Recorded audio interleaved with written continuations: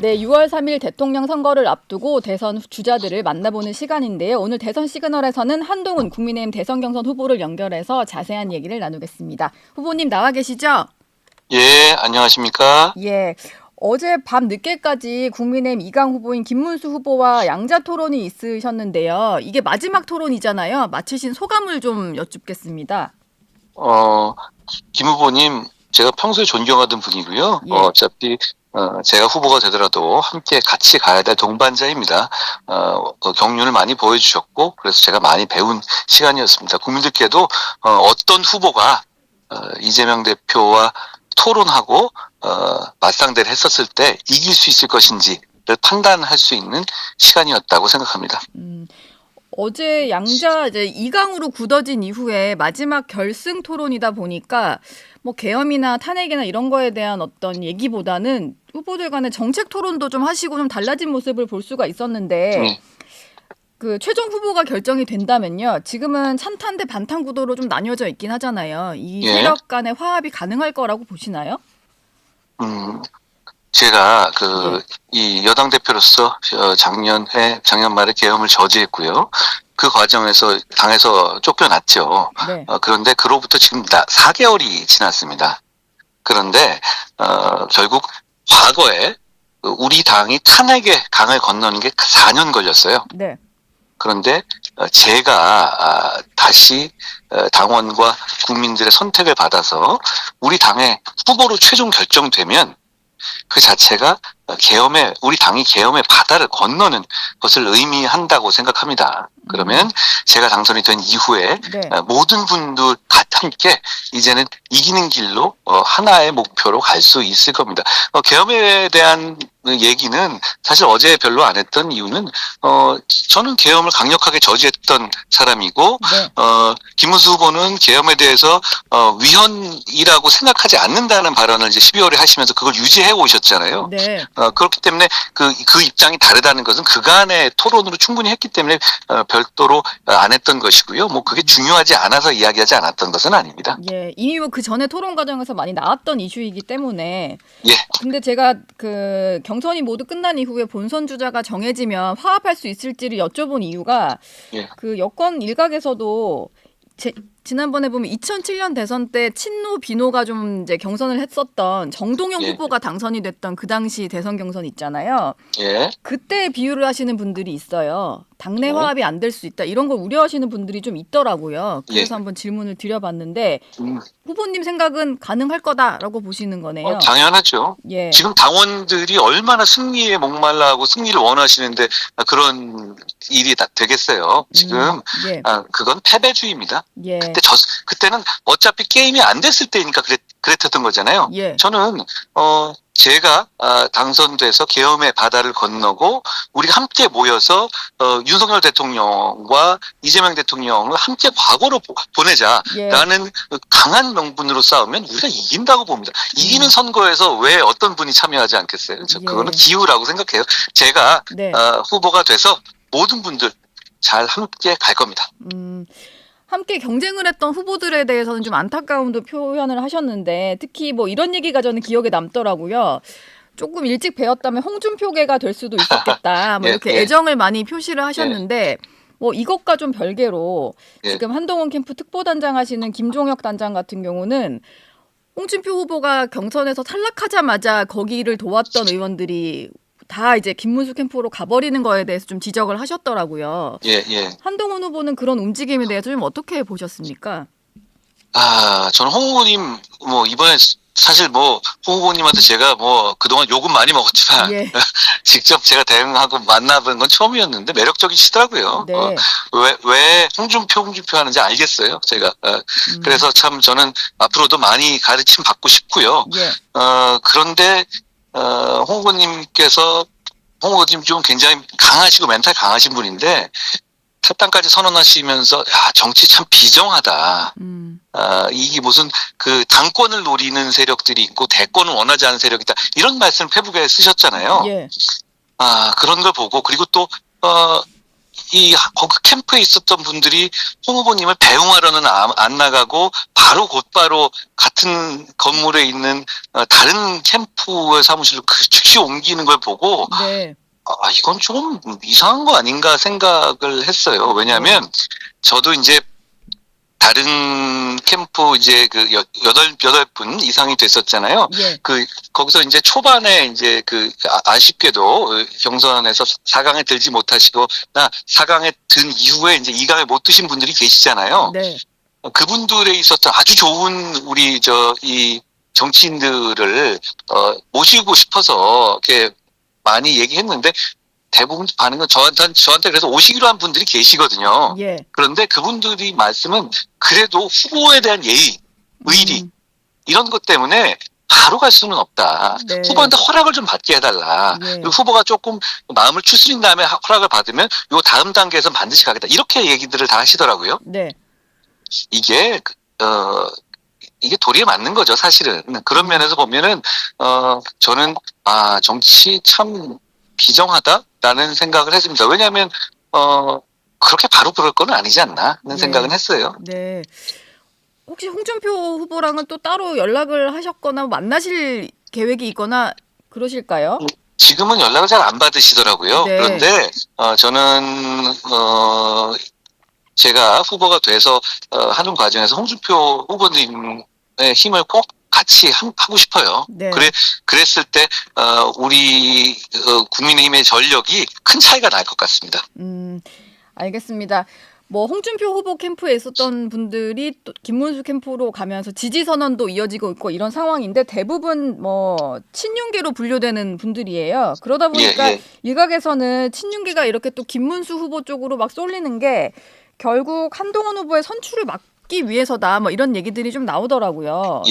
실제로 좀 후보님께서도 그런 움직임 같다 이렇게 좀 느끼시나요? 저는요. 그리고 우리는 목표가 이번 대선에서 승리해서 이재명의 이 위험한 세상을 막고 좋은 나라 만드는 겁니다. 네. 그것뿐입니다. 그런데 어떤 분들은 대선에 지더라도 배지 유지하고 공천 유지하고 기득권, 당권 갖는 게 목표인 분들이 계신 것 같아요.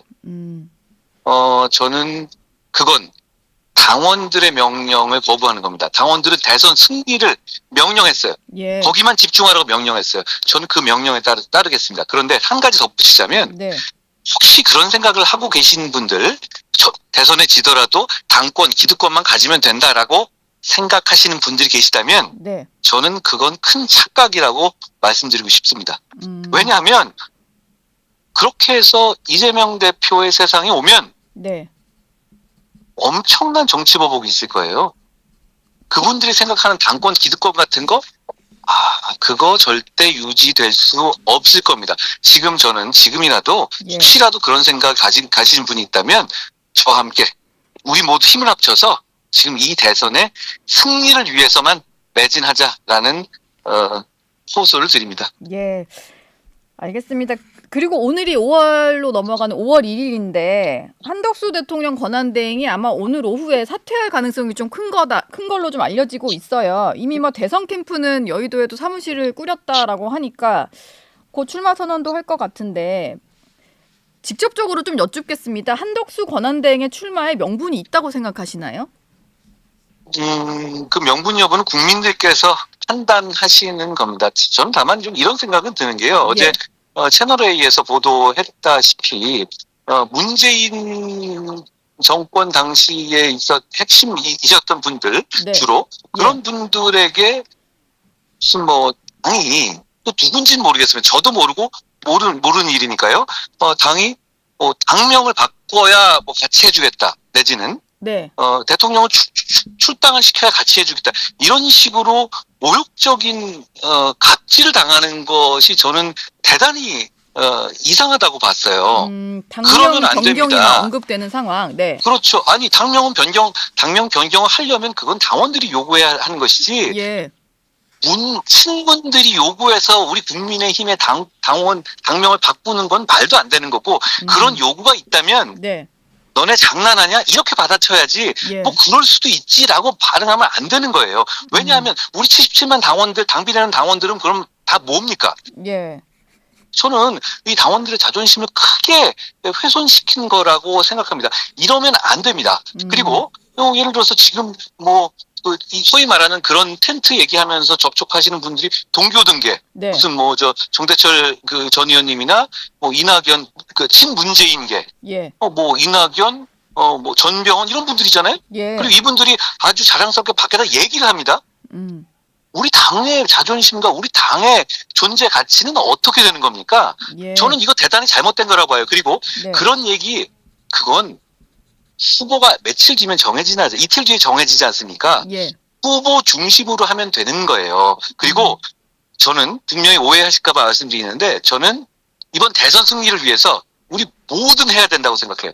그러니까 어떤 식의 연합이라 어떤 식의 영입도 저는 적극적으로 나설 거예요. 그러니까 그렇지만 빅텐트에는 이제 예. 동의를 하시는 거고 동의가 아니라 그건 네. 주도할 겁니다. 주도를 그렇지만 하실 생각. 네. 주도하겠지만 네. 지금 이렇게 우리의 경선이 진행되고 있잖아요. 최종적 경선이. 예. 이렇게 컨벤션 효과를 받아야 될 우리의 최종 경선이 있는데 여기서 뉴스 다 잡아먹게 저런 얘기를 당해서 한다?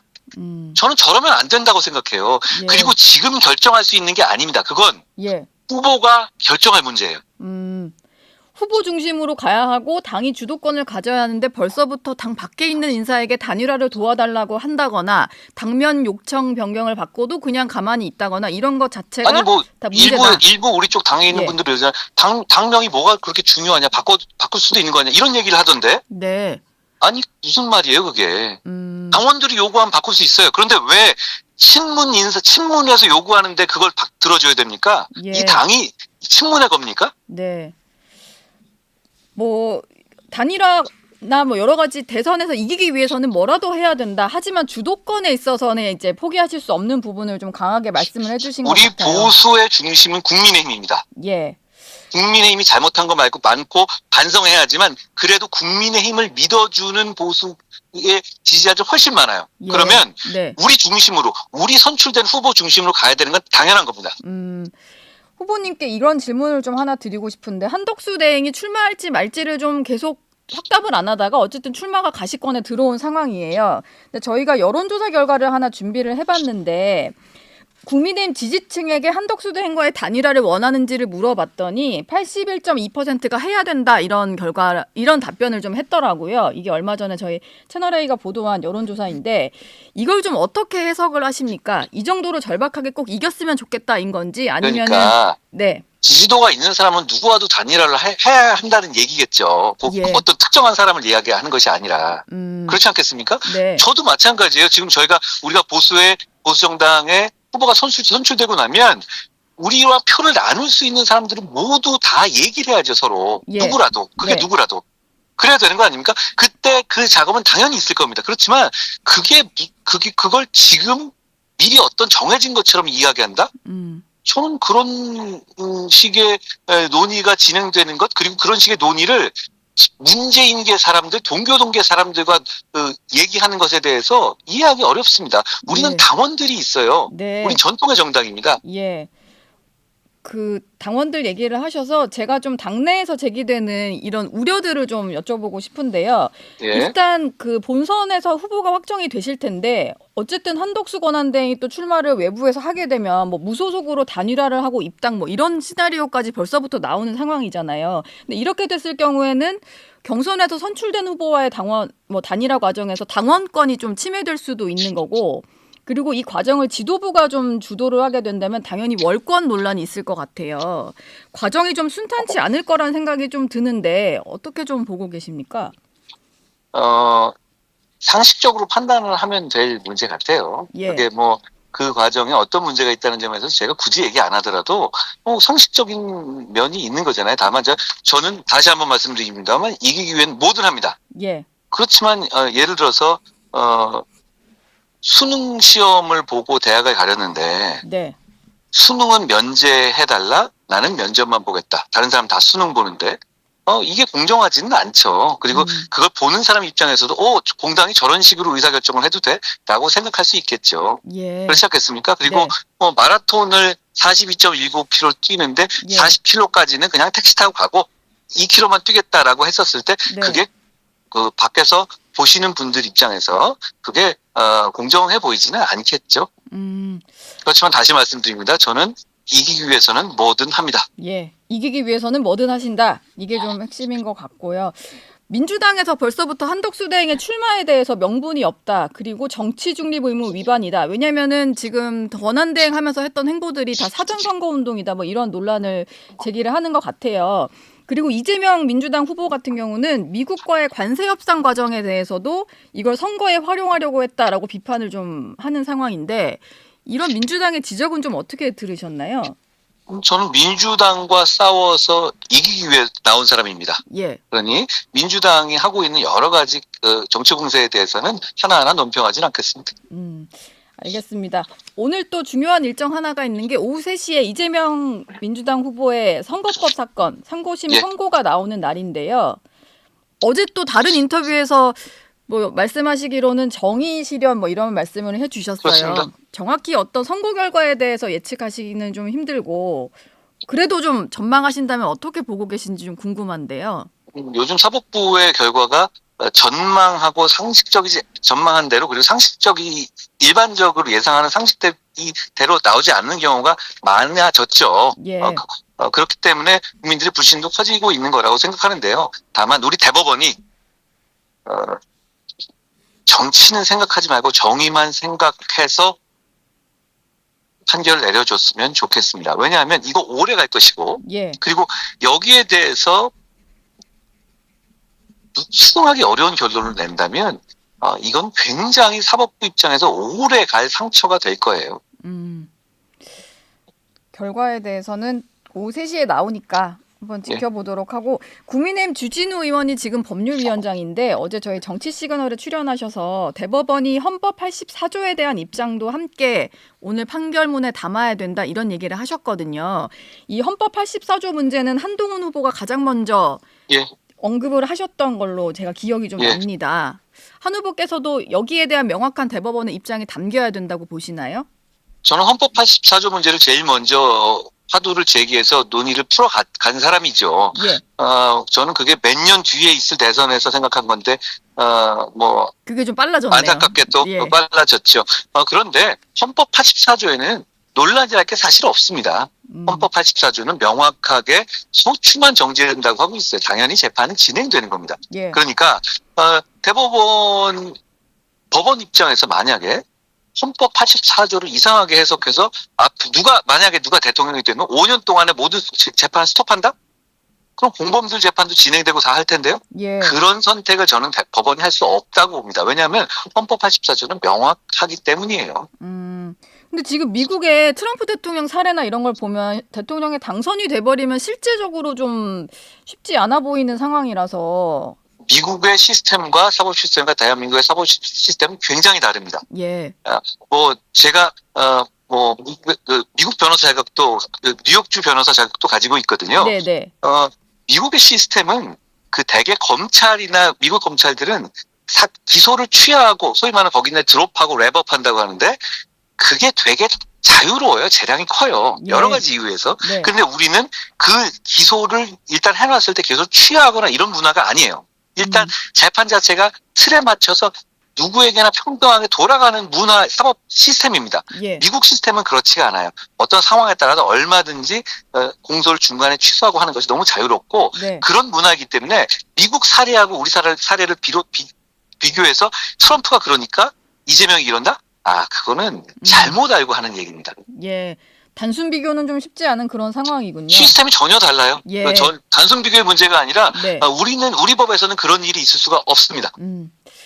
이재명 후보는 어쨌든 본인의 사법 리스크는 접어두고 대선 활동에 열심히 하고 있는데 어제는 또 캠프가 출범을 했습니다. 근데 보니까 이쪽에서는 자꾸 빅텐트로 나오니까 거기는 아주 큰 캠프를 꾸린 것 같아요. 근데 지난 총선 과정에서 이재명 대표와 좀 반목했던, 좀 갈등을 빚었던 인사들까지 다 포함을 시켰더라고요. 뭐 박용진 전 의원이나 임종석 전 실장 이런 분들이 다 들어갔는데 이 캠프 구성에 대해서는 좀 어떻게 보셨습니까? 좀 위원장이, 예. 공동 위원장이 22명이던데요? 네, 엄청 많더라고요. 22명이 위원장이면 그게 캠프입니까? 뭐라고 봐야 스물- 될까요, 그럼? 네. 글쎄요, 그 22명이 모여서 회의하기도 어려울 것 같은데요? 저는 그 22명의 서로 이름도 모를 것 같아요. 예. 결국, 지금은, 아까 그 사법 리스크 말씀하셨는데, 사법 리스크를 뭐 생각 안 하고 간다? 뭐 생각해봤자 소용없잖아요. 그러니까 그러신 걸 테고, 네. 지금, 이재명 대표 측에서 하고 있는 선거운동의 방식은 방향성도 없고, 그리고 감동도 없는 선거입니다. 제가, 예. 작년부터 계속 제가 이제 그 총선 때부터 계속 이런 얘기를 많이 들었어요. 한동훈은 끝났다. 많은 사람들이 매번 그랬습니다. 작년에 총선 이후에도 그랬고 그 이후에 제가 이 당대표에 될 네. 무렵에도 그랬고 예. 계엄 이후에도 그랬습니다. 네. 실제로도 뭐 그런 분위기가 있었죠. 그리고 제가 계엄을 저지하면서 나설 때 제가 굉장히 어려워질 거란 걸 모르고 한 일은 아니었습니다. 전 국민을 위해서 감수한 것이었는데 그런데 네. 제가 이렇게 꾸역꾸역 다시 살아나고 다시 당원들과 국민들이 저를 불러내주고 계십니다. 저는 제가 여기서 4개월 만에 우리 국민의힘과 함께 이 어려운 계엄의 바다를 건너면 네. 그 자체로 우리가 드라마가 써질 거라고 생각해요. 이 드라마의 힘으로 저 감동 없는 이재명 캠프 제가 반드시 이길 수 있습니다. 한동훈 후보의 본선에서의 후보 확정이 곧 계엄의 강을 건너는 일일 것이다. 이런 계엄의 바다를 말씀을- 건너는 것이죠. 네, 왜냐하면 네. 저는 계엄을 저지했다가 쫓겨났는데 저를 다시 예. 이 대통령 후보로 받아들여 준 거잖아요. 예. 선출해 준 거잖아요. 그렇다면 그 자체가 계엄의 바다를 건넌 것이 되죠. 한동훈 후보가 그 계엄 사태 당시에 국회로 가야 된다라고 계속 이제 의원들 단톡방에 메시지를 뭐 다른 의원을 통해서 보내셨던 거나 현직 의원은 아니시지만 본회의장 안에 예. 들어가 계셨던 모습이 저도 기억이 나는데요. 이 질문을 좀 드려보고 싶은데 이재명 그 후보를 향해서 비상계엄 당시에 숲에 숨어 있었다 이런 얘기를 하셨어요. 예, 그래서 이재명 후보에게는 뭐 숲재명이다 이런 별명까지 좀 붙어버렸더라고요. 근데 예. 저는 좀 여쭙고 싶은 게 어쨌든 그날은 계엄 해제를 위해서 좀 힘을 합치셨던 양당의 두 대표신데 예. 굳이 계속 숲에 숨은 사람 이런 식으로 공격을 하시는 이유가 있을까요? 자, 이재명 대표 입장에서는 이재명 대표 민주당은 우리 네. 당을 계엄 옹호당이라고 계속 몰아붙이고 있습니다. 네. 그렇죠? 그리고 네. 그건 어느 정도 유효한 공격이기도 해요. 예. 국민들 입장에서요. 네. 다수 국민들이 거기에 공감할 수도 있죠. 그런데 우리는 그걸 저는 이렇게 말씀드리는 거예요. 네. 우리는 계엄 옹호 정당이 아니라 당 대표가 공식적으로 계엄을 저지한 정당입니다. 저는 그 말씀이 그게 이번 대선에서 예. 우리를 승리로 이끌 수 있는 가장 중요한 요인이라고 생각해요. 자, 제가 처음에 계엄을 저지할 때 네. 이런 메시지를 냈습니다. 국민과 함께 맞겠다고요. 그런데 더 중요한 메시지가 그 다음에 있었습니다. 바로 그 뒤에 명의를 국민의힘 당대표 한동훈이라고 했습니다. 예. 저 개인이 아니었어요. 네. 저는 국민의힘의 당대표의 자격으로 우리 국민의힘이 계엄을 저지했다는 말씀을 드린 겁니다. 그러니 저는 우리는 당대표가 나서서 목숨 걸고 계엄을 저지한 당이니 숲에서 무서워서 숨어있던 이재명 후보 입장에서 우리를 비난할 수 없다. 우리는 네. 그런 비난에 떳떳하다는 말씀을 드리는 겁니다. 그리고 숲에 숨어 있었다는 부분에 대해서는요. 예. 오해가 있으신 것 같은데 김어준 쇼에서 이재명 대표가 히덕거리면서 본인이 한 말이에요. 제가 먼저 한 말이 아닙니다. 예. 본인이 숲에 계속 숨어 있다가 나중에 정족수 차서 들어갔다. 네. 라고 본인이 말씀하신 것이라는 점을 제가 분명히 해둡니다. 근데 사실 그때는 다들 이게 어떻게 되는지 모르는 상황이니까 국회로 진입하시면서도 상당히 좀 긴장감이 있으셨을 것 같아요. 왜냐면 무장한 군인들이 있으니까. 그렇습니다. 예. 그렇지만 네. 책임 있는 정치인은 역사 앞에 떳떳해야 되고 당당해야 되지 않겠습니까? 책임 있는 정치인은 그 순간에는 예. 저는 계엄이라는 문제는 잘못하면 유혈 사태가 날 수도 있고 네. 계엄이 그날 해제되지 않으면 엄청난 경제적, 외교적 후폭풍이 있을 수 있는 상황이었잖아요. 예. 책임 있는 정치인이었다면 네. 저는 그날은 용기를 냈었어야 하는 상황이었다고 생각합니다. 예. 저희가 너무 진지한 얘기만 한 것 같아서 조금 예. 최근에 화제가 되고 있는 대표님의 라이브 방송이나 이런 질문을 조금 해볼까 예. 하는데요. 며칠 전에 보니까 한동훈 후보께서 턱걸이 실력을 공개를 하셔서 이게 좀 인터넷상에서 화제던데 예. 턱걸이 30개 하신다 뭐 이렇게 또 어렵지 않게 네. 한다 하셔가지고 어렵지 않게라고는 그 기억 안 나요. 저는 예. 어느 사무실을 가거나 뭐 돌아다닐 때마다 철봉하는 걸 맨날 사거든요. 그래서 기증하고 떠날 때 그러세요? 기증하는데 네. 사무실이나 이런 데서 뭐 다른 운동 같은 건 잘 안 하는데 예. 그걸 많이 하는데 또 많이 하다 보면 또 요령이 생겨서 뭐 많이 할 수 있습니다. 그래요. 예. 근데 이거 민주당 김병주 의원이요. 이거를 예. 좀 약간 뭐 시비를 거시는 것 같은데 육군 왜요? 사관학교 출신이세요. 김병주 민주당 의원이. 근데 본인이 육사 때도 20개밖에 못했다면서 확인 영상을 올려주면 될 일이다 뭐 이런 식으로 얘기를 또 하시더라고요. 어떻게 이건 어떻게 좀 맞대응을 해주시겠습니까? 그러다가 제가 예. 30개를 다 하면 어떠시려고 저런지 네. 모르겠어요. 그리고 예. 좀 정치 되게 짜치게 하시네요. 정치 되게 장군식이나 하신 분이 참 정치 짜치게 하시네요. 예. 예. 알겠습니다. 마지막으로요. 오는 3일에 최종 후보 선출이 있습니다. 선출될 자신은 있으신 거죠? 저는 우리 당원들과 지지하는 국민들께서 예. 이기는 선택을 하려고 정말로 마음이 모아지고 있다고 생각해요. 네. 그리고 지금 이 상황에서는 이재명 대표와 맞서서 토론해서 이재명 대표를 누르고 네. 그리고 계엄의 바다를 건널 수 있는 후보는 저뿐입니다. 예. 제가 싸워서 이기겠다고 계속 다짐드리고 예. 결의드리고 호소드리고 있습니다. 예. 그렇게 될 거라고 생각합니다. 근데 최종 후보가 되셔서 이재명 후보의 독주 체제를 좀 막을 필승 카드가 있을까요? 저는 많이 있다고 생각해요. 일단 예. 첫째로 이재명 대표의 가짜 경제 정책을 하나하나 분석해서 예. 그 실체를 까발릴 겁니다. 이재명 대표의 최근 정책들을 보면 몸은 왼쪽 끝에 있으면서 고개만 오른쪽으로 살짝 넘기면 그냥 이 상식적인 보수파의 표가 올 거라고 생각하는 것 같아요. 네. 엔비디아 30% 삥뜯기라든가 예. 25만 원 나눠주기라든가 실제로 그런 거잖아요. 그리고 노란봉투법 같은 거 그냥 하겠다는 거 아닙니까? 네. 그러면 그런 정책의 허실을 정확하게 깔 것이고 그리고 조금 더 본질적으로는 제가 당대표가 돼서 계엄의 바다를 건넜다는 것은 우리는 윤석열 대통령을 극복했다는 것도 됩니다. 네. 지금 예. 이 어려운 상황을 만들어낸 두 축은 윤석열 대통령과 이재명 대표예요. 예. 그러면 우리는 정말 어렵게 고통스러운 과정을 거쳐서 계엄의 바다를 건너고 윤석열 대통령을 극복했는데 남은 하나, 왜 당신은 여기서 역사의 무대에서 퇴장하지 않는지를 저는 준엄하게 물을 것이고 예. 그것이 지금 많은 국민들이 생각하시는 시대 정신에도 부합할 거라고 생각합니다. 예. 알겠습니다. 오늘 대구 가시는 걸로 아는데 오늘 일정도 힘내서 고맙습니다. 하시고요. 예. 안동에 가고 있었습니다. 네, 안동에 가고 계시는군요. 예. 본선 후보 되시면 또 한번 모시도록 하겠습니다. 오늘 말씀 고맙습니다. 고맙습니다.